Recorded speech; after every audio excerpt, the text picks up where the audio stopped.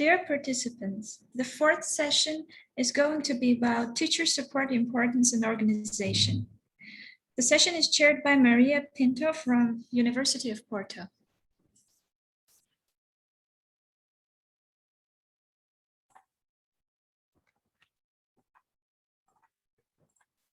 Good morning or good afternoon, depending on who you are. We are the last session that have the good and the bad side of being the last, but the 3 previous sessions were excellent. Thanks to all presenters. My name is Maria Pinto, as already know, and I work at the Pedagogical Innovation Unit at University of Porto, and I'm very involved in the PRINTeL'S project since the beginning. This session is about teacher support, the importance and the organization. This is one of the main themes of the PRINTeL'S project, teacher support, and how these units to support teachers and the teaching and learning process are implemented and are organized in each university. So we had throughout the project different moments to share ideas and experience that were very rich. This session, throughout the session, we will have an excellent moderator, Nikoloz, and he's from Georgia Technical University. He's the head of the telecommunication for a long time, more than 23 years at GTU. And he also participates in Erasmus Plus project. He is very interested in higher education research as well. He will join us and help to organize the Q&A at the end of the session. So please, I will ask you to write the questions at the Q&A tool, and please address to whom you are, refer to whom you are addressing the question, so it's easier for us to organize all the questions. I know the time is always difficult, but let's try to keep the time, the 15 minutes presentation, so we have some time for the Q&A at the end. Our first presenter is Teresa Correia. She's from University of Porto, my university, and I'm glad I worked with her a lot of times. She has a degree in multimedia communication. She works at the Educational Technology Unit at University of Porto as an instructional designer and Moodle trainer. Over the years, she has also collaborated in many different European projects focused in education and training. Teresa is going to present the support strategy of the Technology Education Unit during the COVID-19 period. Margarida already referred some of the things, but she's going to complete some of the strategies. The actions that were carried out to support teachers in the transition to the 100% online component. I want to refer one thing from University of Porto, that each college or faculty is autonomous. So the task of the Education Technology Unit is really hard because they have to support all faculties, but they have their own requirements and needs. So I'll give the word to Teresa, and thanks. Teresa, is your turn. Thank you. I think you all now see my presentation. Yes. Right. Okay, let me put. Okay. I won't take time presenting myself because Maria already did that. I will present you the teaching support strategy we had during the COVID-19 pandemic. Well, I think we all know that last year the world wake up for a problem, a huge problem named COVID-19, and well, we all start thinking, what about now? How we will teach? Well, although the use of digital learning tools in learning environments it's already recurrent in many institutions as a complement, mostly as a complement of face-to-face classes, I think the emerge of COVID forced all the institutions to quickly change to a fully online strategy. However, we all know that fully online teaching and learning requests for different approach, both from students, both also from teachers, and even from the staff. So because that approach is different, I think all the universities were kind of forced to define and intensify strategies and support strategies to help teachers, especially teachers, enhance the digital literacy. So the truth is that somehow I think we all were taken by surprise with the pandemic, and in the middle of the pressure, we have decided that distance learning is the key. So the main solution was to use digital tools to ensure the continuity of the education. So here at U.PORTO, we also decide to use and to transform everything in online when possible. So when we talk about online, we talk about stress, as Margarita told you before. So we need to adapt. And because we need to adapt, when the pandemic broke out in Portugal, was probably in March, here in Portugal, yeah, March last year. And when we start hearing about the lockdown, our unit was immediately mobilized to support the teachers in that transition.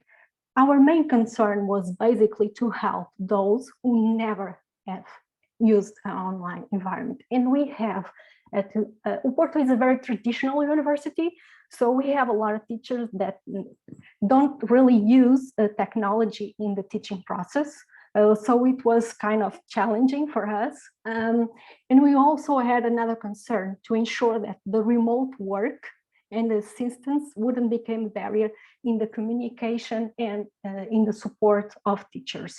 We can say that our support strategy is not new, okay? So we have implemented a strategy that is a continuity of the methods we already use at our university, but we had to adapt them. So we adapted them at 3 levels. The resource we have available for teachers as a way to promote autonomy, the type of training we provide to those teachers, and also the communication channels we have with our teaching community.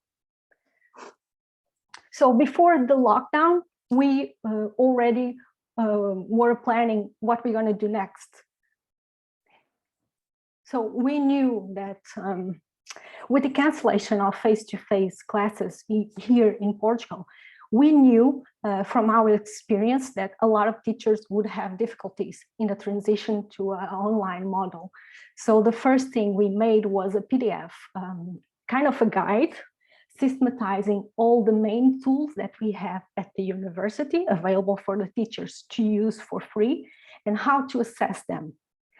The goal of that written tutorial was kind of guide the teachers so they don't feel overwhelmed with technological solutions, because there are a lot of technologies in our days. So we want somehow to guide them so they don't feel lost.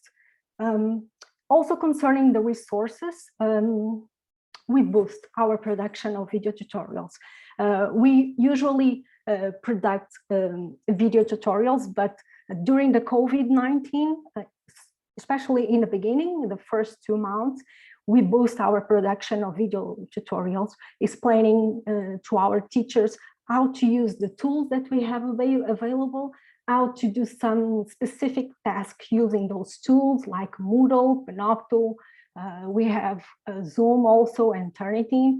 So in 1 year, we have produced something like 65 video tutorials for teachers, and we also produce some of them for the students. Another thing on our strategy was the training, okay?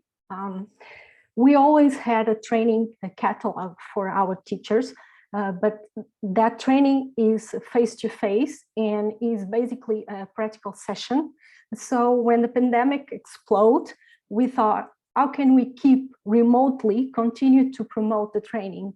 So the only option that we had was to transform those face-to-face trainings in short duration webinars. We are talking about webinars with an hour, some of them an hour and a half, not more. We had no limit of participants and no registration. The idea of the webinars was to create an easy channel for the teachers to assess training. So the only thing they had to do is to click on the link on that date, and they are in the session training, okay? So we had 6 trainers. I didn't told you before, but the educational technologies unit is have 10 persons. So I think it's a small team for the number of teachers we have. We are 10 persons and we have 6 trainers. Those 6 trainers during the year that passed promoted 107 webinars. We are talking about more than 100 hours of online training. Is really, really too much. And we had close to 4,000 participants. So I think the teachers accepted and participate so much in the webinars that we probably will keep this format for the next years, even though we hope we are not in COVID-19, facing COVID-19 like we faced in the last year. So, I skip a slide. Back to the strategy. Okay, concerning the communication, as I told you before, we have a close relation with our teachers, with our teaching community. So one of the support strategies that we have is we organize personalized individual meetings, face-to-face meetings with them. But when COVID started, we had a problem because we had the risk of face-to-face contact, and we also had the beginning of confinement policies at Portugal. So we need to readjust the way those meetings were carried out. So just 4 persons from the team, 4 trainers, those who were responsible for the instructional design and also with more technical knowledge, let's say, on the tools that we have available. Those 4 trainers, each one had an online calendar available to the teachers, so they can schedule a virtual meeting with them. Well, in 1 year, we had 500 virtual meetings, about close to 500 virtual meetings. So I think it was an excellent channel, mainly because the virtual meetings intend to they were available only for the persons, for the teachers that were taking the first steps in an online environment. So those who had previous experience, couldn't shadow with us, not these virtual meetings, not in this format, even though sometimes we received a lot of requests from even those who have previous experience, but usually the ones with the previous experience, they book a virtual meeting to solve specific issues. Sometimes we have problems or questions from teachers that are very difficult. It's much more complex to explain to them or to provide them with a solution using other means. And sometimes it's more easy for us to tell them, okay, just for that issue, book a time, a slot with us, and I will show you how can you solve that problem. Well, when we start using tools, digital tools in learning and in teaching process, we open a door. So what have we observed? The number of requests for support increased exponentially. So it was insane. The number of requests is absolutely insane. The tool with more support requests were definitely Moodle, that is our e-learning platform, is the official e-learning platform at University of Porto. We also had a lot of requests concerning Panopto. Panopto is our video lecture software at University of Porto, and also a lot of requests concerning Zoom, because Zoom is the software we promote during the pandemic for the synchronous classes, for the online synchronous classes. Some conclusions. Well, it's kind of hard to conclude because I think we have so many conclusions to take from this experience. But what can I tell you? The support strategy that we follow is not new. So basically, we outlined a strategy based on the team's previous knowledge and experience. And that experience was gained from the contact we have, very close contact we have with our teaching community. As Margarita told you before, at university, we have a lot of faculties, 14, and all of them have autonomy. So it's kind of challenging for a support team to deal with it. And sometimes it demands a very holistic support, a very holistic approach to the support of the teachers. But we believe we made it, and I think we are making it in our best way. And taking into account the curve of requests that we have now, I believe that we can assume that the actions taken by our unit somehow help fill the gaps that COVID-19 has exposed concerning the digital literacy of our teachers and our students, and sometimes, as I told you, even in the staff members of the university. One thing I know for sure, and there's one thing I would like to tell you, is that whether or not in COVID-19, whether or not we are in a pandemic, the efficiency of the teaching support strategy is very closely related with top-down decisions, okay? Institutions need to understand that technology by itself will not solve problems. We need a pedagogy design. We need to think about really embracing online learning, okay? Because the majority of the universities, of the teachers, they didn't embrace online learning. They didn't make distance learning courses. They somehow use technology to fill the gap, okay? Another thing that we can conclude is that having at your university a team with educational technologies background, expertise is a added value, because they can help teachers adapt digital tools to pedagogical contexts. And it's very important to make the connection between pedagogy and the tools. I would like to end my presentation with one of my, I think it's one of my favorite paintings. It's from Tiziano Vecellio. It's a Venetian painter. You can see this paint in Museo del Prado in Madrid. I recommend you go there and see the collection. It's pretty amazing.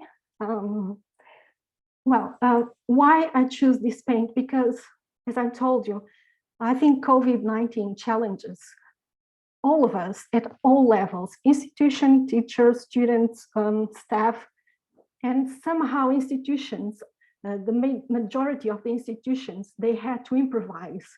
However, improvise is not. It can be the way forward, okay? We cannot keep improvising. We need to be prepared. We need to embrace online learning. We need to embrace online education. As I told you, institutions need to understand that technology won't work by itself. So we have an obligation to read between the lines and also to learn the lessons, because we need to be prepared to effectively and with high quality provide our students with the best education. And because COVID-19 is just another pandemic, okay? It's just one, it's another one. There will be eventually we hope not, but eventually more pandemics will come. I think we have to learn a lesson and we need to be prepared. Sometimes education, it might look a Sisyphus task, but it's not, because education is always changing. So we have to go up the wheel, push the rock. If it goes down, keep trying. Thank you. And I apologize for my English. Thank you, Teresa. You had exactly 15 minutes, was perfect. And I think we can, we already have Professor Jorge Oliveira prepared. Professor Jorge Oliveira presides the Pedagogical Council at the Faculty of Pharmacy and also at the University of Porto, where he investigates and teaches neuroscience and psychology. His pedagogical interests include active learning and authentic assessment strategies. And he is enthusiastically applies digital technologies to enhance the learning experience. Actually, he was distinguished with some of the University of Porto awards and excellent in learning, pedagogical excellence, and pedagogical innovation. For the next two presentations, we can have an idea of the diversity at the University of Porto. The strategies applied by the Faculty of Pharmacy that Professor Jorge Oliveira will present were completely different from the ones adopted by the Faculty of Law that we will hear later. So Professor Jorge Oliveira will present the case at the Faculty of Pharmacy, the reduction of COVID-19 transition risks as a driving force for pedagogical innovation. The floor is yours. Thanks. Thank you very much. Are you all seeing my presentation now? Yes, perfect. Yes, okay. So thank you for the invitation and introduction. It is a great pleasure to participate in this teaching and learning forum and to represent University of Porto. Okay, so let me start with a little bit of historical context. So about 66 weeks ago, academia was struck by a coronavirus pandemic. Fortunately, we had the technology to deal with this challenge. And whenever there are challenges, there are also opportunities to innovate. I think we all agree that the pandemic itself is something very negative. But probably we also agree that our collective response to the pandemic has been a driving force for pedagogical innovation. We've all had to think more about how we teach, how we can make learning more active. More teachers adopted distributed assessments and reflect more on skill assessment. We became more aware of opportunity bias by reflecting on access to computers, internet, study materials, and we've all been actively fighting against digital exclusion and promoting digital literacy. I will now briefly present how our faculty dealt with the disruption introduced by the pandemic. And as I firmly believe that innovation emerges from identifying and solving problems, I will start with the early signs of problems, the strategies we used to solve the easier problem, that of hybrid teaching, the hard problem, hybrid assessment, our cooperative solution, and the institutional rewards. So there were early signs that the COVID-19 pandemic would introduce a long-lasting disruption in academia. In our country, our faculty was one of the first to close due to a COVID-19 case in a student. And although cases in Western Europe at that time were very low, data from other countries and the absence of a vaccine made it self-evident that disruption would last for many, many months. And so we therefore needed a strategy to ensure the continuity of learning and the inclusion of those isolated by the pandemic. So fortunately, the strategy of denying the pandemic and continue with business as usual was not an issue. Still, we faced the proposal of many strategies. So the procrastinate all activities strategy was rapidly met with student complaints. whereas the masquerade strategy was readily adopted, essentially meaning business as usual, but wearing a mask. Because of social distance, this masquerade took place in shifts, with students alternating weeks. But of course, the masquerade per se had no means of dealing with students or teachers in isolation and also with lockdowns. And when those happened, going back to procrastination would lead us into a zero innovation loop that failed to solve the problems of isolation and lockdown.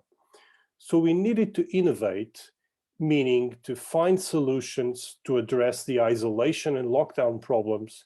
And we also needed to motivate, capacitate, and support teachers, staff, and students. So the easier problem was to implement hybrid teaching, a combination of local and remote activities to ensure the inclusion of those in isolation, to deal effectively with lockdowns, and to engage students in off-campus shifts. We implemented synchronous learning activities. Lectures and practicals took place simultaneously in campus and in Zoom, where for group activities we use breakout rooms. As for the lab classes, the predominant strategy was the masquerading shifts, although the more technophile teachers would also run hybrid lessons with Zoom or use virtual lab equipments. And in fact, if we consider that modern lab equipment is controlled by software, there really is a lot of meaningful work that can be done online, including data analysis. As for asynchronous activities, we use e-learning platforms, primarily Moodle, where students could get contents, deliver assignments, interact in forums, perform formative tests. Moodle was also used to deliver video classes, often recorded by teachers themselves using Panopto during their synchronous classes. So we started working on the hard problem very early in March 2020. We knew we needed hybrid assessment strategies to deal with the problems of isolation, lockdowns, or even the absence of flights, as we have several students from the islands of Azores, Madeira, and even international students. This was a hard problem, primarily because a frequent reaction we got was that remote assessment is not safe. And when we engage in dialogue, we typically got vague answers. So some would present us circular arguments. It's not safe because it's not safe. Others would be more helpful and say there are complex ethical and technical problems. So when we asked the naysayers what alternative they proposed for the problems of isolation or lockdown, their answer was procrastination, meaning to delay the exams until it was possible to repeat the masquerade solution. So our faculty could not accept the procrastination strategy for two main reasons. So number one, if cancellations and delays were the only solution for students in isolation, we risked having unreported COVID-19 cases circulating in campus during exams. Number two, procrastinating exams during lockdowns could compromise the semester and delay graduations. So we decided to brainstorm and address the complex ethical and technical problems.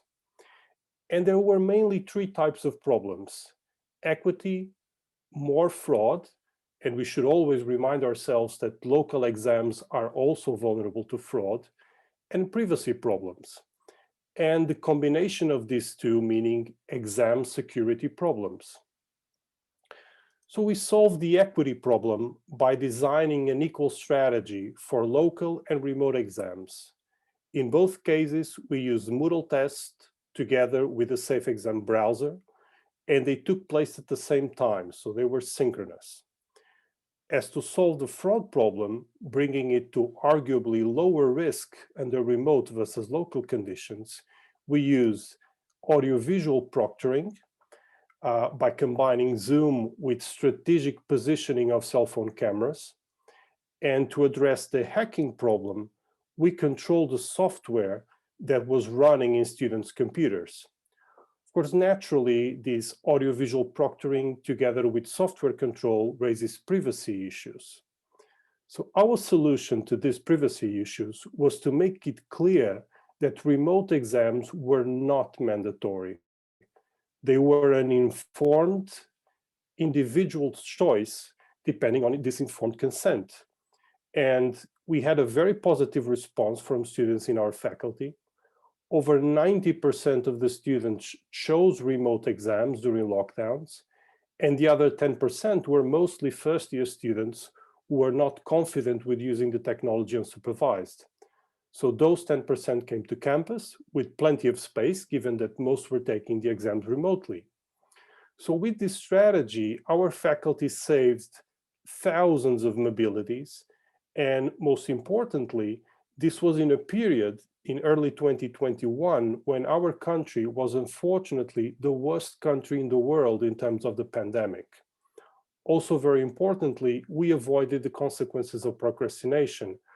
Our exams were completed in due time, without compromising the semester, without causing administrative havoc, and without delaying student graduations. But how did we manage to bring our naysayers into the solution? Well, by understanding that this particular naysaying was grounded in technophobia. So there were issues at the level of understanding the technology, and that we addressed by explaining, training, supporting. And there were also issues with the willingness to take responsibility for leading a type of examination with technology they did not fully understand. And to address that problem, we shared the responsibility with them. And this is how we built trust, and we managed to get all teachers in the faculty on board of the innovation train. So in order for us to implement the solution for hybrid assessment, we needed to involve everybody, meaning teachers, students, staff. For that, we wrote specific rules based on assessment modalities that teachers could choose among those modalities. Students could also choose to do the exam in campus or remotely. And we specified the rules for promoting academic integrity and the consequences of committing fraud.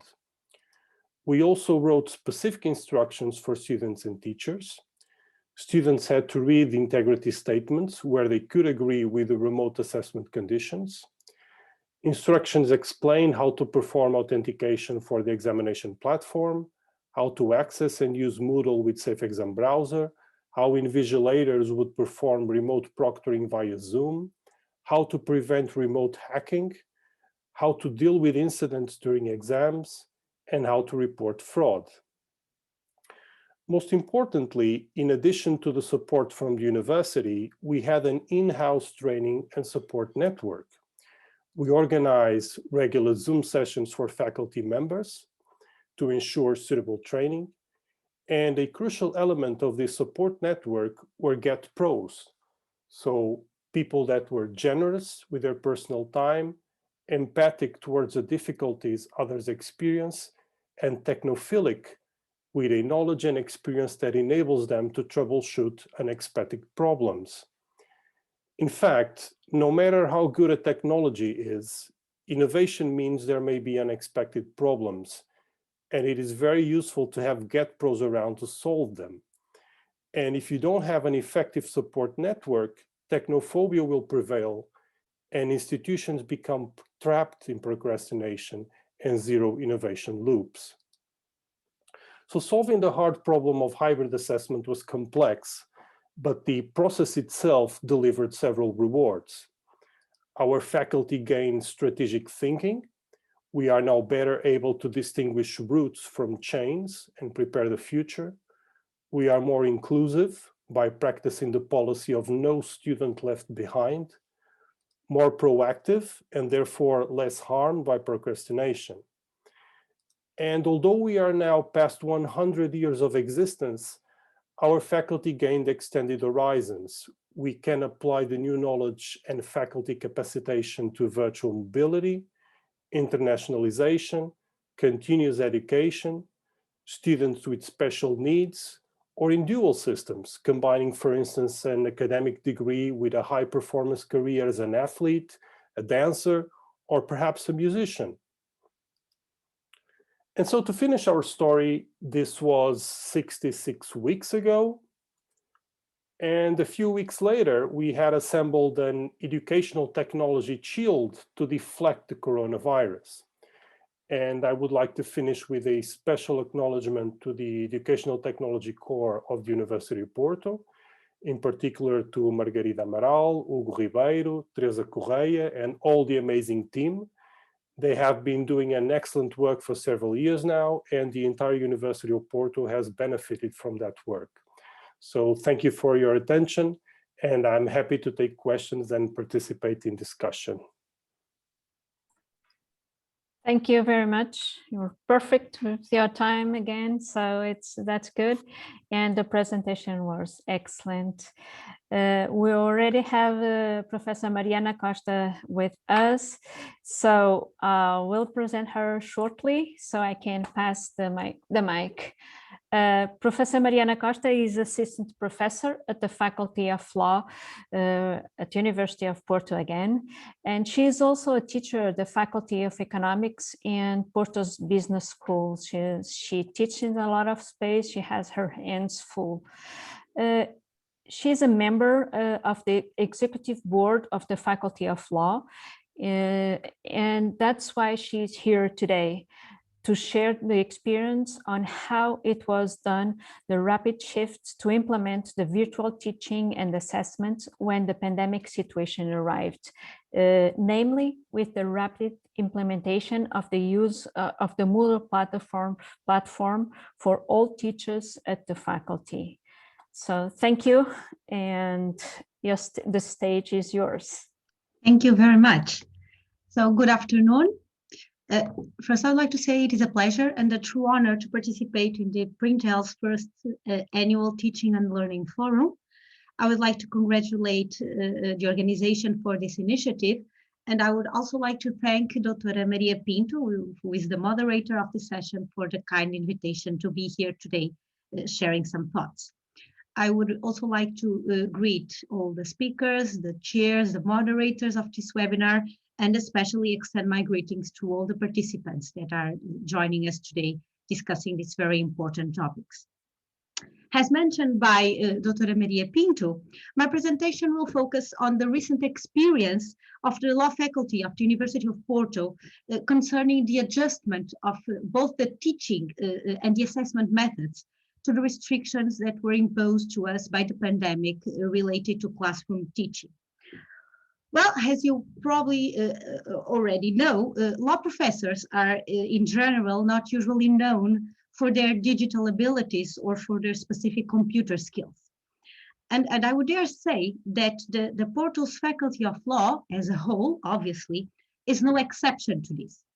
To prove it, and according to the information that was provided to us in the beginning in, I would say, March or April 2020, the Educational Technologies unit from the University of Porto told us that the law faculty before March 2020 had the lowest ratio of the University of Porto concerning the use of the online platform Moodle. So basically we started from the bottom of the pyramid with regards to online platform uses and digital technologies. And we were happy with it, I have to confess. But then the pandemic came. And when the pandemic came, we were actually prevented from doing what we believe we do best, which is classroom teaching and classroom assessment. And we had to rely strictly on educational technologies to continue our work. And with this in mind, I would like to share some thoughts on how we try to work with the reality that we had. So we had two main challenges. The first challenge had to be implemented in March 2020 in basically a week, which was building an online teaching strategy. And the second challenge, which was a bit more predictable, since we started understanding or realizing that we don't have to work with it, was in May 2020, when we had to start building an online assessment strategy. The main premises for both challenges were actually the same. We had to choose an online teaching and assessment model, what we wanted, or basically, actually not what we wanted, what we could manage with our specificities and the timeline that we had. We had to choose the technological tools to implement the chosen model, and then we had to provide adequate training of those tools, both to the teaching staff and to the students. Starting with the online teaching, what we knew in March 2020 was that teaching activities would have to be 100% online. There were a confinement, and we had to adapt all the activities of the faculty to an online model. We had to adjust very fast in order to maintain the school calendar and allow the students to complete the academic year. At the time, we were specifically worried about our last year students and the master's application deadlines. The master applications deadlines usually open around May and June, so we had to implement a strategy that would allow our students to continue their academic studies without having to postpone it for an entire year. And also, and this was probably the most important factor in our decisions, was that digital teaching in this particular case was a contingency and not a choice. And it was not a choice neither by the faculty nor especially by the students that had enrolled in the law faculty. What we did not know was how long the prohibition of classroom teaching activities was going to last. By that time, we did realize that it would probably take some time to adjust to normal, but we had no idea that it would take so long, actually. And we did not know what educational technologies were available to respond to the challenge of implementing online teaching. I have to state that we were not accustomed as an institution to rely on online teaching at all. So, with this in mind, we read a lot about online teaching, about blended learning techniques. We took some seminars, webinars. We tried to get all the information that we could. And we were particularly struck by the recommendations that digital teaching should not recreate classroom teaching, and that it should rely on short presentations, videos, together with other instruments such as bibliography, individual and group assignments, short quizzes, etc., allowing students to freely organize their time and their rhythm. However, again, I must underline that our students had not chosen to attend an online teaching program, nor did our teachers. We were forced to do so in less than a week because of the pandemics. So we had to adjust what is ideal to the reality that we were dealing with. And I do believe that in her presentation, Teresa Correia has made this point very clear. This was not an ideal situation. This was not a search for the perfect technology solutions. It was a contingency, it was an emergency. So we had to make sure that all the solutions created were adequate, adaptable, easy to implement, and especially we were very worried that our students didn't feel lost or abandoned. We wanted to provide them with clear guidelines and schedules, allowing for predictability and time management. We were specifically worried about mental health, about isolation, and we were worried that the workload would be very unbalanced if we didn't create a standardized strategy for the different course units. So we decided to go with a not very popular solution of creating standardized rules that were applicable to all subject courses. And I will pretty sure I will probably be crucified by this next sentence, but we decided at that point, and I still believe it was the right decision, to mimic classroom classes to the maximum extent possible.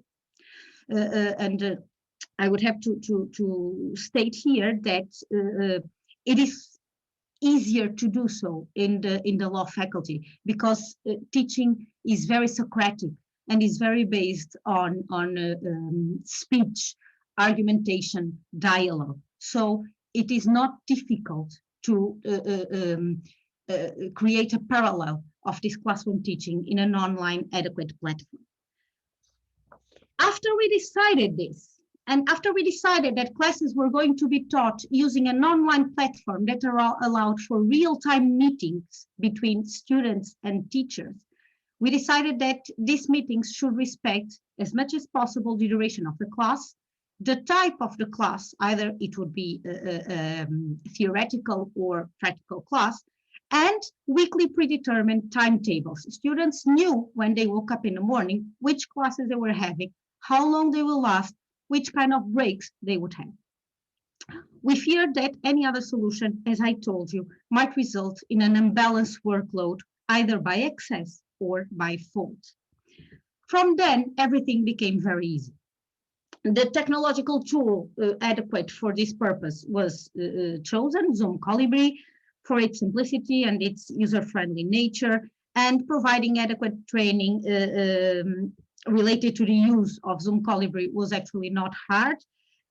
We achieved it by a combination of training sessions and image-based tutorials, as well as, when needed, individually scheduled meetings. The contribution of our IT services from the faculty during this phase was essential and of immeasurable value. Special attention was given, since we are a law faculty, to data protection worries and cybersecurity. Moving on to online assessment. Online assessment became one of our most difficult challenges. We decided that for equalitarian reasons, for equity reasons, all exams would take place using the same technological tools. And since it was impossible to control fraud to this extent, students were allowed to use all desired materials during the exams. So students were allowed to consult all kinds of materials they wanted during the exam, with the exception of any type of oral or written conversations.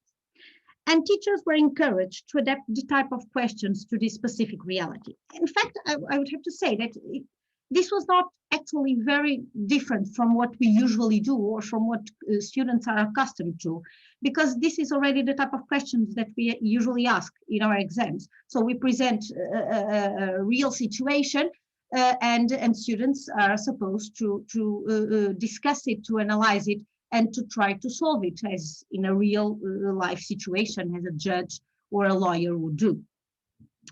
Again, determining the technological tool was not actually hard.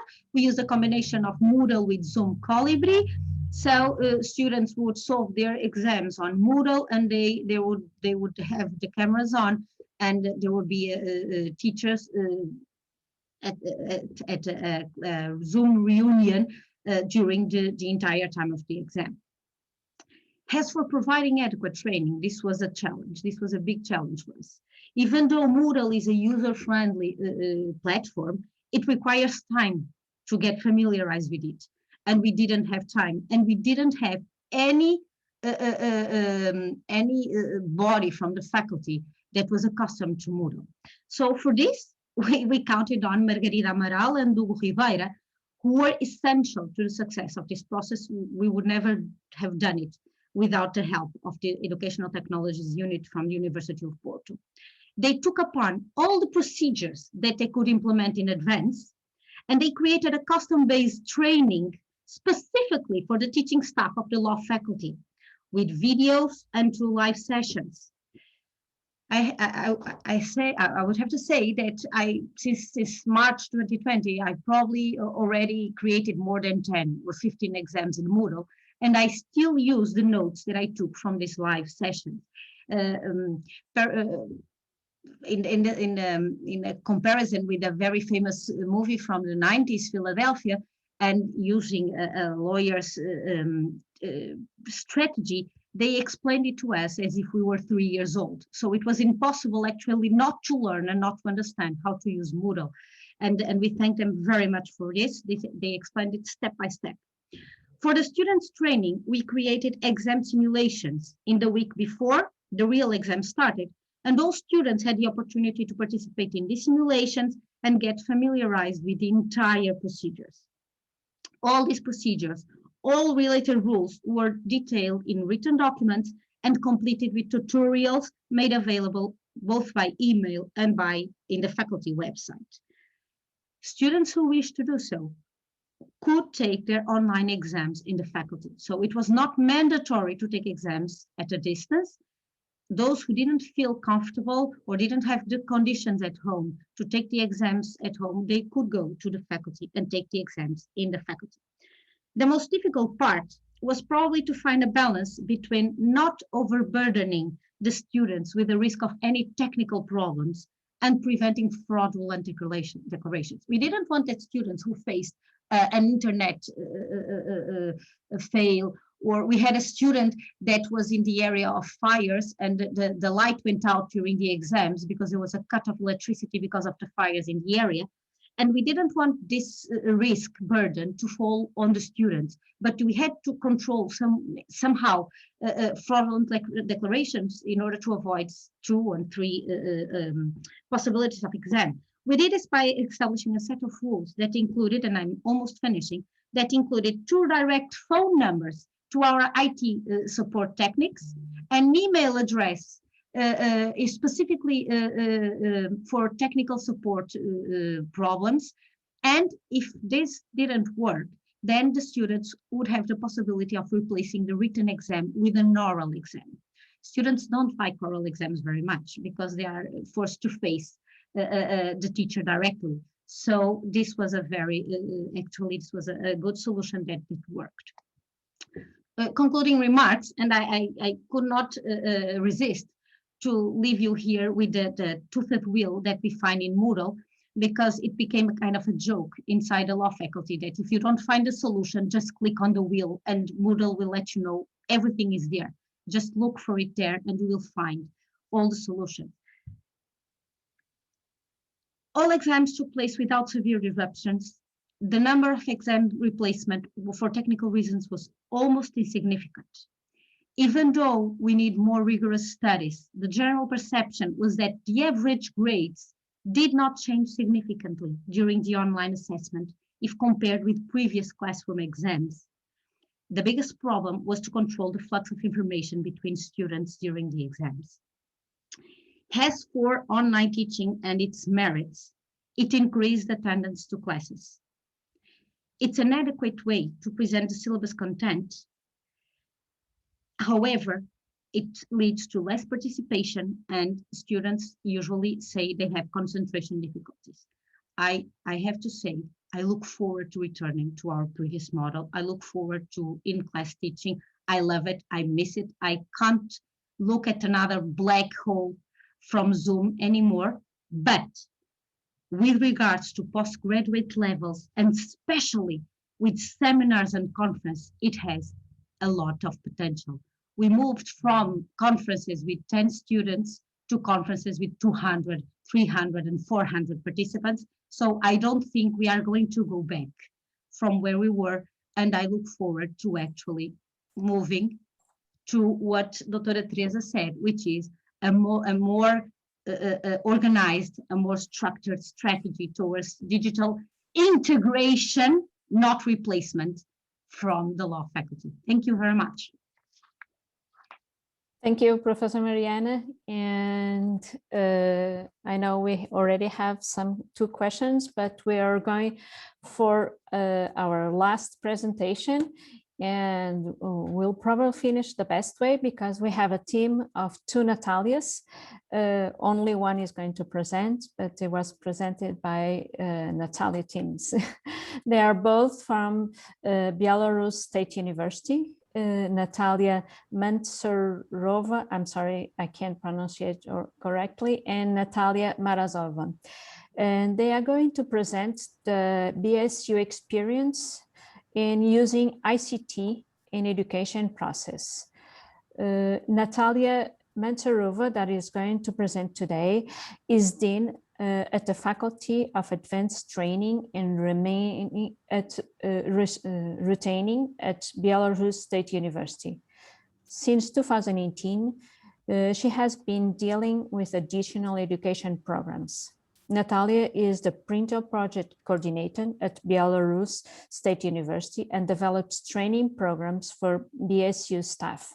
And it has been a pleasure to work with her in the PRINTeL'S project. So the stage is yours, Natalia. Good luck. Thank you very much for introducing. On behalf of the Belarusian State University, I'm pleased to welcome all forum members today. Thanks to previous speakers, thanks to for organization, thanks for the possibility to take part in this forum. Today, we see the process of transformation of traditional forms of education. So, as Maria said, we will discuss BSU experience in using ICT in educational process. One second, please. Do you see my presentation? Yes, you can put on presentation mode. Great, Natalia, it's okay. Okay, thank you. So an increasing number of teachers are adapting information and communication technologies into their practice. This contributes to the intensification of educational process, improve information resource provision. Such technologies are a precondition for the development of new level of teaching level, of new teaching methods. As an example, we propose to show this new experience. We have educational portal of BSU. It is a learning management system based on Moodle, and since 2018, BSU has been using the new version of Moodle. So every department in our university has their platform based on Moodle. As you see here, some departments represented. BSU uses 29 separate educational integrated systems based on Moodle and video conferencing, cloud services of BSU, local area networks, wireless access technologies, and etc. in order to manage learning process. Educational portal used based on LMS Moodle helps to solve the following tasks. To organize training at the individual pace, to implement creative potential of the student, to build up individual education trajectories, to use the latest technologies in learning. It gives a chance to provision of additional educational services. So what has changed during the pandemic? More than 24 people are users of the BSU educational portal now, and we have more than 7,600 courses in our portal. Here you can see the numbers of our Natalia, sorry, but there's a lot of people complaining that they can't hear you. Do you have a system that you can put louder, please? I will try. One second. Maybe I will. And now, do you hear me? Is it better? Yeah, I can hear you. I'm not sorry. I hope it's better for everyone. You can keep on. Thanks. Okay, I will continue. Yes, so, it's better. It's better. Okay, so there is a picture of the number of the courses which we had in portal at 2018 and in 2020. So now we see that the number of courses and users of the educational portal have increased rapidly. The gray color is the number of users, and a blue color is a number of courses in the portal. So we have assessment tools. We have more than 15,000 questions. So an assessment tool is test tasks, and we use tasks of a project, communication, research types, and practical tasks. About 70,000 tasks in the portal. Thanks to the project and according to the staff needs, the faculty of advanced training and retraining, together with the staff of educational and methodological laboratory of innovations in education, conducted advanced training programs for our staff. Using LMS Moodle in the educational process, 169 people took part in these programs. Innovative technologies of active learning, 12 people participated in this program, and also during the 3 years, the laboratory conducts individual and group consultations for teachers on methodological aspects of using ICT in the educational process. And we have an online platform for teaching consultations. It was created, and it has the forum, answers and questions of teachers. So we can ask different questions about how to adapt information and communication technology in our practice using this online platform for teachers, and we can ask our laboratory to help us in this field. So we have the special department at Belarusian State University, the Educational and Methodological Laboratory for Innovation, and it coordinates all the questions concerning to technical and methodological questions of using ICT in the educational process. In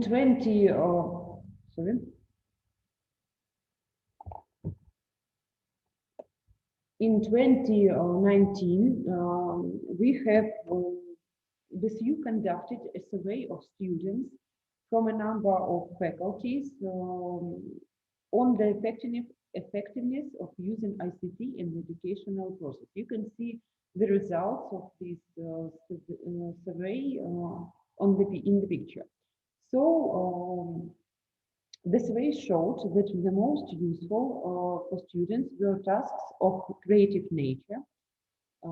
It is 84%. It was helpful to use video lectures, very high percent, less than 90%. It is useful. It was mentioned about usefulness of group project work. It is 78%. As you see, students like teachers' comments and other ways of communication with teachers using chats, forums, as well as participation in the discussion of individual and group projects. It was noted by 78 of respondents. Students from a number of faculties, especially the Faculty of Journalism, noted the great usefulness of video lectures. And this percentage I mentioned about it,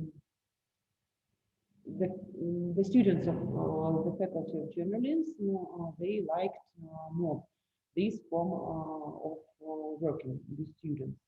At the same time, video lectures aroused the least interest among students studying the law. It is about 44%. Probably the above difference are due to the specifics of the educational process. It caused a positive response from students and the ability to build learning at the individual pace. So our portal, educational portal, gives a chance to realize our creative potential and to make our own project and to have our own speed of doing something or doing our tasks and so on. First of all, this concerns viewing, studying, and referring to educational content at any convenient time and with the frequency necessary for each specific student.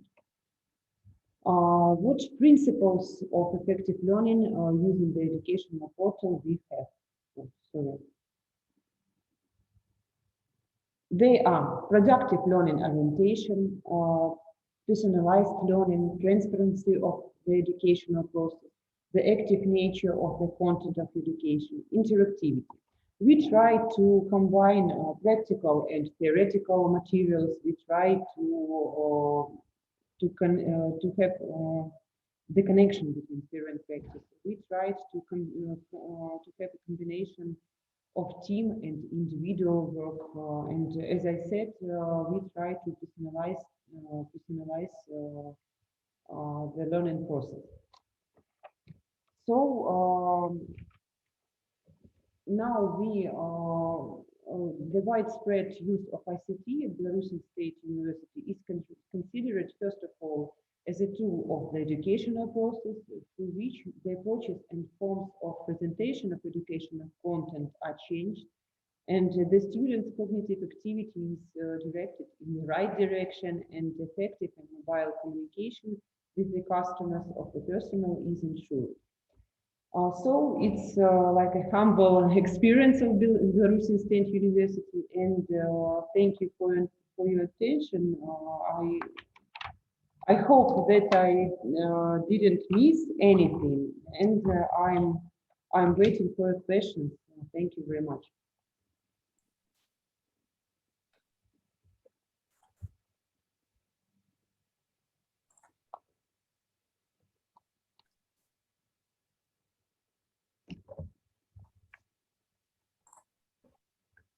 Okay, thank you, Natalia. That's a great presentation.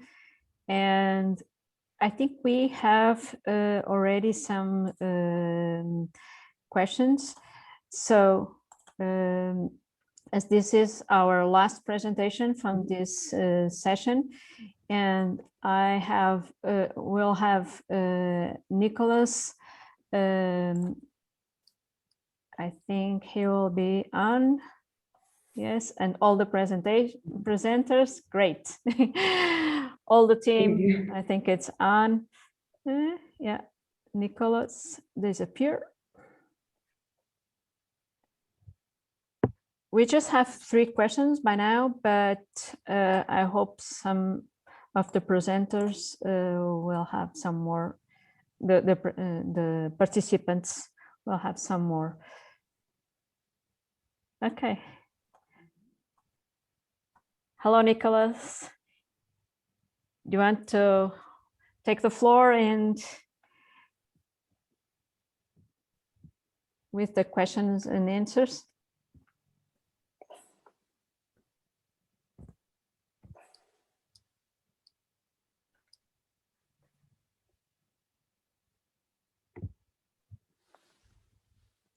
We can't hear you. I don't know if it's your mic or if it's your net.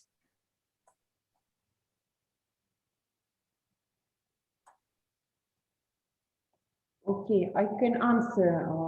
I think the first question, if okay, Natalia. possible. It's difficult to answer the last question, so I'll try to answer the first question about Belarusian State University. Of course, everybody was not happy to have a new conditions. We have a stress, and the attitude is ambiguous. Why? Because we have a lot of technical problems with new conditions. So, such as bad internet access, lack of equipment, low speed, and such kind of problems have not only our teachers but our students. And first step during the COVID, it was I think that strange way of work. Because our teachers, they stayed at the classrooms, and our students, they worked at home. So teachers conducted their lectures alone, and their students can see them through their screen. Yes, after that we had not face-to-face communication, but both teachers and students, they worked online, and we have difficulties with the materials, and we have difficulties not only technical, but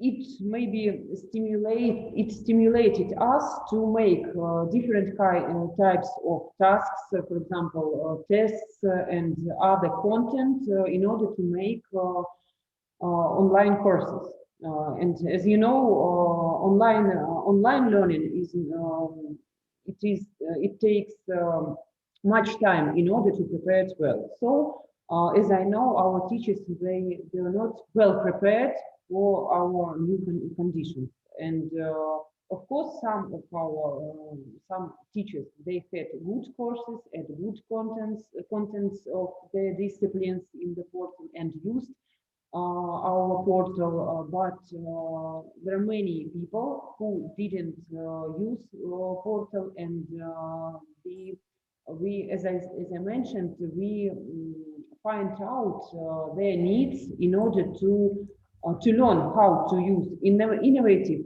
methods, how to use Moodle, because Moodle, it's our legal platform or legal tool for organizing our learning process. Of course, then there are many people use Moodle, or it is difficult to work good, to work well. Then, so we used different kinds of tools, for example, Zoom and so on. But they are not so happy, of course. But we need to adapt, and pandemic, and as I said, thanks for the project. We tried to make new steps, and we see new perspectives in using modern technologies and using ICT. And Moodle helps us, and our laboratory and our staff, they understand that it is the main tool which we use now. Thank you, Natalia. I don't know if Nikoloz, do you already have your mic on, or you can't? We can't hear you. There's a question addressed. There's a question for you. Yes, that's. Can you answer that? Yes. Yeah. So Great. the question is whether we registered instances of fraud during remote exams, and if so, what were the subsequent actions? So the answer is yes, we registered the incidents of fraud. They were communicated in writing by the invigilators to me, the president of the Pedagogical Council, and to the course director. And then we would analyze the evidence of fraud. If the evidence was very strong, the exam was considered null for that student or students, and they were forbidden to do any other remote exam. They could come to campus to do exams in campus, but they were completely forbidden to do remote exams to any discipline of any course in our faculty. So this was a very effective dissuading system. It worked. We had a minority of cases reported for which we had strong evidence. By strong evidence, I mean the invigilator seeing the person communicating with another person in the same room. And when we compared the answers to the exam, the two students had given the same answers. So this is very strong evidence of fraud. The exam was considered null, and they were forbidden to do any other remote exam in any discipline. As for the weak evidence of fraud, which is when an invigilator suspected that the student was looking at a cell phone, but there was no strong evidence, then we wrote an email to the student saying, this is your first warning. if something similar happens in a different discipline, another invigilator reports the same suspicion, you risk being forbidden of doing remote exams. Okay, but I finished my answer by saying that we invested a lot in prevention. So by having video monitoring, students signing declarations of integrity, and having a control of which softwares were running in students' computers to prevent hacking of the Safe Exam browser. We had, in thousands of exams, we had 3 cases of fraud, in thousands, and they were all addressed. Thank you. I think Nikoloz still has microphone sound problems. I don't know. Can you hear us? No. But we have a question about how to evaluate group work. I don't know who wants to address that because it's very general. And how did you access group work remotely? And what did you evaluate in group work? So what are the items?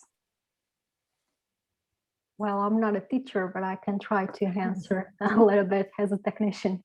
There are a lot of strategies to assess student work. I think Professor Jorge Oliveira is one of our teachers with more experience on that subject at University of Porto.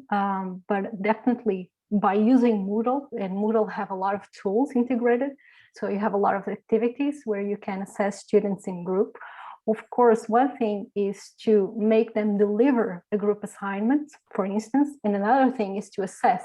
And sometimes the problem of the assessment when you come to the online is that you still think in a very face-to-face mode. That's why I told that a distance learning for real is not the thing that we have done in this past year. That is not distance learning for real. Some of the teachers already work at the U.PORTO University in distance learning courses, mainly all fully online. Other ones are on blended learning model. But I think there's a lot of strategies to assess groups in our days. Even using Google for education, you can assess students in group, because one thing is the deliverer, and they can easily deliver online. To assess, maybe that depends on the task you request them to do. One of the things that I think we need to make sure that we have the criteria to assess the students, and somehow I think there's a lack of that when you come to the online assessment. There's a huge part of teachers that don't publish the criteria they are using to assess the group work. So I think is one of the points that we need to improve at online assessment in individual or even at group work. But I think that working with groups remotely is something that Professor Jorge Oliveira have experience, and maybe he can provide some tips. May I? Yes, yes. Okay, so briefly, it depends a lot of the group work. So as far as possible, we try to have it by viva voce, so they presenting the work via Zoom and we're making questions to them. But whenever there's a written document being delivered, that depends a lot on each strategy for each professor uses. So in my case, I have a table at the start of the report with contributions. And so the students have to mark what their contributions were. So we do experimental lab work. So they could mark across in planning the experiment, analyzing the data, searching the bibliography, writing the report, and they put a cross. And if they have a cross on everything, you assume they contributed. But the ideal thing is always to have a component of the group assessment where you make questions individually to each student. Okay, thanks.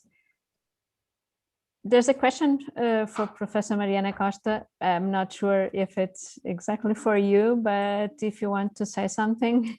Well, if you will allow me to, I would Yes. like to share our experience. So we have the same reality also in the law faculty, because a lot of the professors, especially at the beginning, they actually chose to record the classes before, because they were trying to feel a little less uncertain about the technology. They wanted to make sure they wouldn't be affected by technological problems during classes. Well, I have to confess that I started teaching in 2004, and my first Zoom class, I almost as nervous as in my first class. I felt like I didn't know what I was doing, so I can relate to that experience a lot. Well, I bought a lot of technological things that I don't know how to use, but my husband actually put them all together for me. So everything works quite well, but I'm not really sure how, and that makes me very uncomfortable. So I also recorded classes at the beginning. We are well, I think I tried to make this point from the beginning. We were amateurs at this. We started from a very beginner's level in March 2020, and we are moving forward.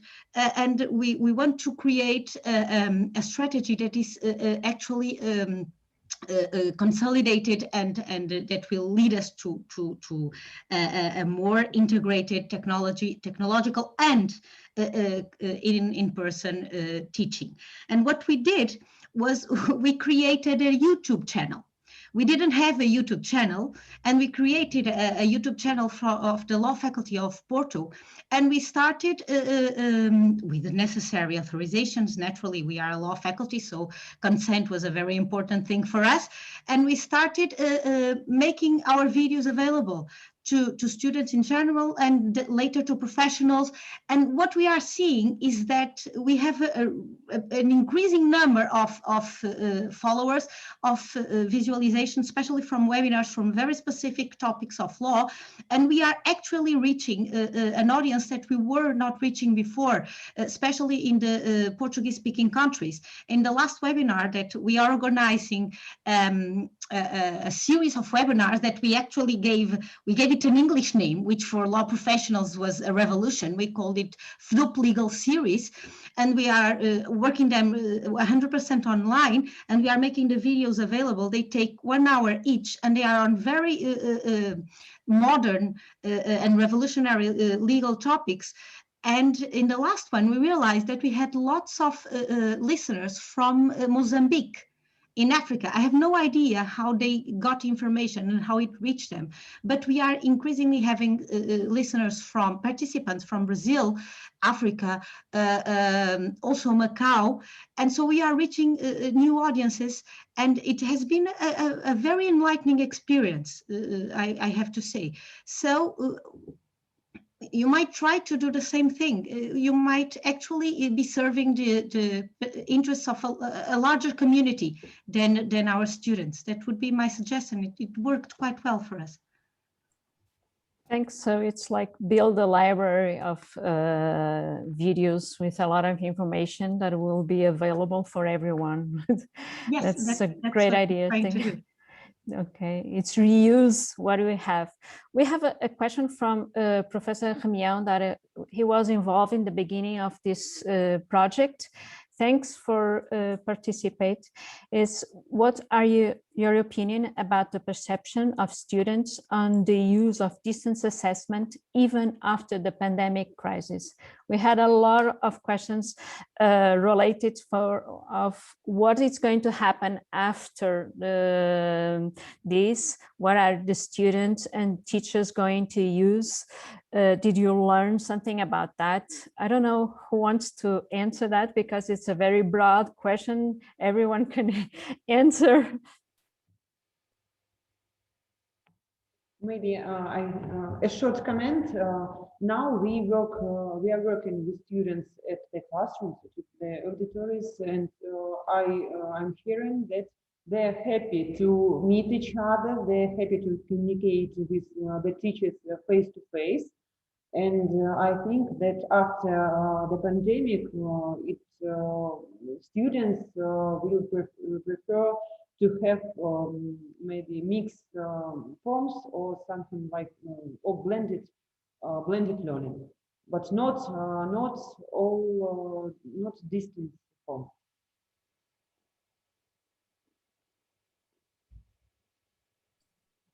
I think it depends on the top-down decision of institutions, because if we think in a model, a hybrid model, and I think that's the way forward, an hybrid model with rules, with specific rules for all the faculties. So implies a top-down decision. I think we can work. I don't see why we cannot work online assessment. And I definitely think that the problem that the students felt is that and I'm sorry to say that, but somehow they felt like things were not organized. One were assessed this way, the other ones that way. It doesn't work. They have to be assessed in the same way. We need a methodology for that. And for that, we need to embrace online learning. We need to think about roles. We need to think about even laws in Portugal, because Portugal, I think, is Brazil already have laws concerning distance learning, and we lack some sort of laws to make things clear, even for the students. But I don't think they hate online assessment. I definitely don't think. I think we need to proceed and go to the conclusions of the forum. Thanks to all 4 panelists that present in this session. It was very good. And I hope to see you all very soon presentially. Thank you.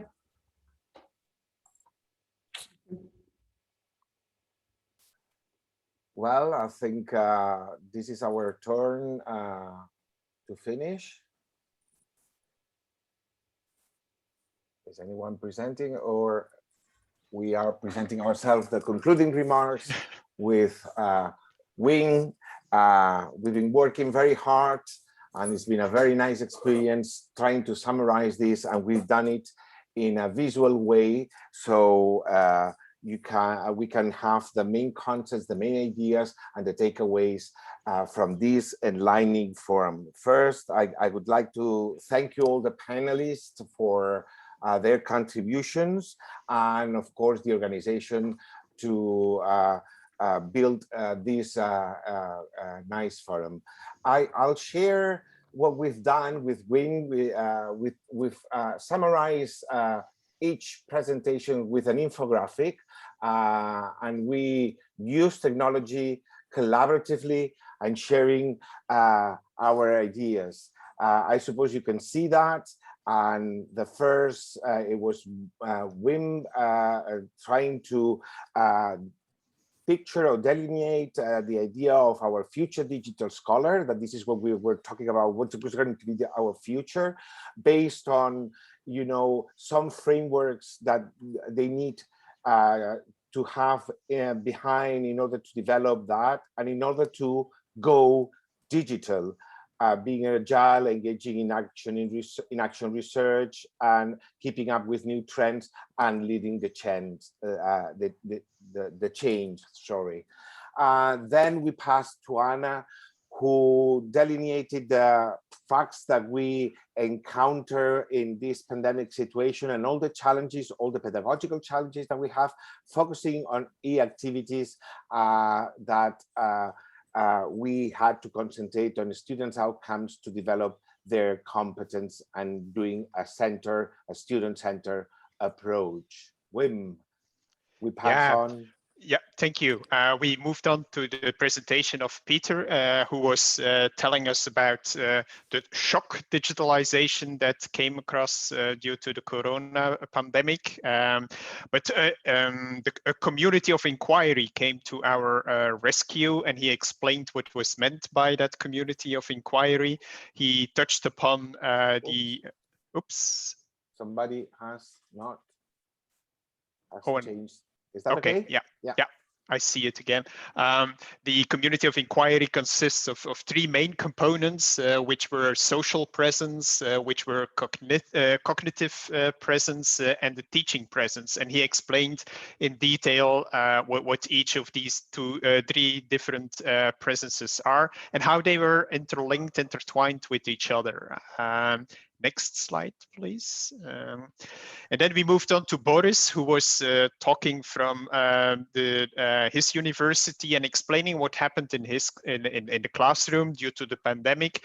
He touched upon what happened with the lectures who then became pre-recorded or live with Zoom. He was talking about tutorials also with Zoom or Teams, talking about exams that were now taken online, and also about the labs and who they went virtual. And he was and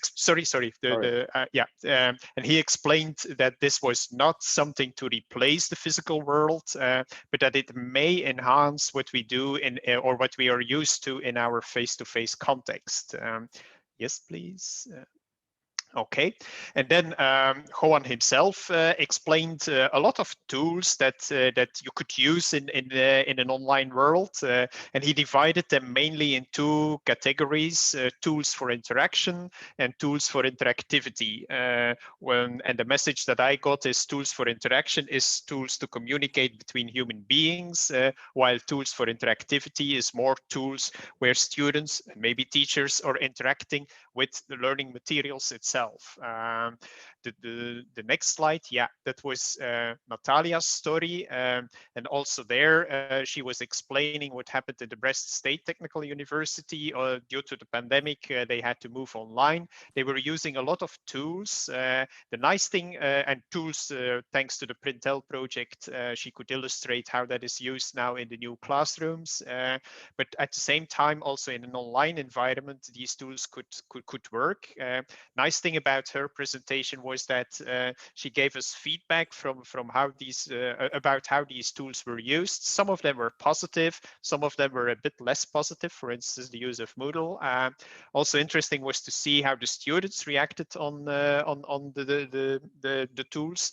And one thing that was struck my attention at least was the fact that students were not so happy with the feedback given by the teachers. Something to keep in mind for the future. Okay, next slide. So then we move in session 3 to all these things that worries us a lot about assessment. And we're starting with Wolfram that explain us the way that they deal with online examinations in terms of the Moodle platform and the LMS. And what struck me is that part, an important and different way of doing questions, like the multimodal questions and different ways of creating this sort of assessments. And as well, he touched on the analytical part, the statistical part of how to deal with all these online examinations. And then we move to Wim and Lilith sharing the theoretical part of the importance of assessment and the importance of defining clear learning objectives using the SMART model that gives the opportunity to build formative and summative assessment in a pedagogically sound way. And then Lilith show these theoretical ideas into practice in their Yerevan State University with different activities for assessment. We move on later on with Giga, and he tackled the idea of academic misconduct with different possibilities and how this happen in distance learning and how we need to minimize risk from the perspective of technically perspective and from the teacher's perspective in order to helping students cope with this misconduct. And the last one of these session 3, it was Margarida from Portugal, from the Tecnologias Educativas department, where she explained us how they support teachers and students with quizzes, and how they help them to migrate, to transform the way they did in face-to-face to the technological part. And something that struck me was a sentence that she put it, that it says, we need to educate the students and not more, and not is a question of controlling them with proctoring and all these systems. And we continue. Yep. And we continue with University of Porto. In the presentation that Teresa gave us, she was talking about the teaching support strategy that was developed in pandemic times. And it was basically centered around 3 main categories of support. There were certain resources like a PDF guide and video tutorials, all presented in a portal, one place where teachers could find everything together. There was communication from a face-to-face, which was very well cherished in the previous times, but had to move to virtual meetings, and it was a bit awkward, but they learned a lot. And there was trainings given, especially through the format of webinars. Then the next slide, we continued with an example of how that was implemented in a particular faculty, and that was Jorge's presentation first. I liked the fact that he was first showing how the dinos and the viruses have some similarity, and then he explained what kind of strategies that were used in the university to tackle the virus attack, let's say. Also the ways that these strategies were tackling the first of all, an easy problem, and then he mentioned a hard problem. And then the more interesting thing is solutions, how you could come to solutions. And that was then finalized with again, the picture where the university was sort of protected by an educational technology shield that was impermeable for the viruses. Okay. And then we moved to a very particular presentation done by Mariana and tackling how this was done in the Faculty of Law. There was a lot of interesting things, but there was one sentence, and she was afraid that we should keep it in mind, and that maybe she would raise some debate about it. But the way they solved it in the Faculty of Law to feel comfortable with the pandemic and the solutions was that they mimicked as much as possible a typical classroom situation into an online world. And that reminded me of a picture that I've seen before. It was made by a colleague at our university, where you could combine the best of 2 worlds, a classroom and an online classroom environment. So maybe nothing wrong with this, Mariana. Okay. And then we moved to Natalia's presentation, where she presented what was happening in Belarus State University. She explained us what the educational portal was meant for, and how it was developed, and how it was used by the teachers, appreciated. A lot of people enjoyed it in all ways. Also, the students were very happy with, or mainly happy with, what happened in the educational portal.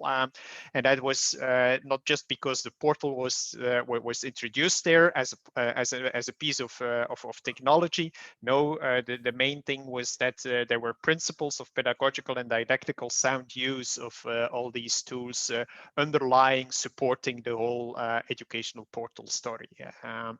And I think that this was the last presentation. Well, no, the last is a sentence that Jan-Erik, I think, in the middle of the forum has just said, and I think it would be nice to round up and finish this wonderful and enlightening forum.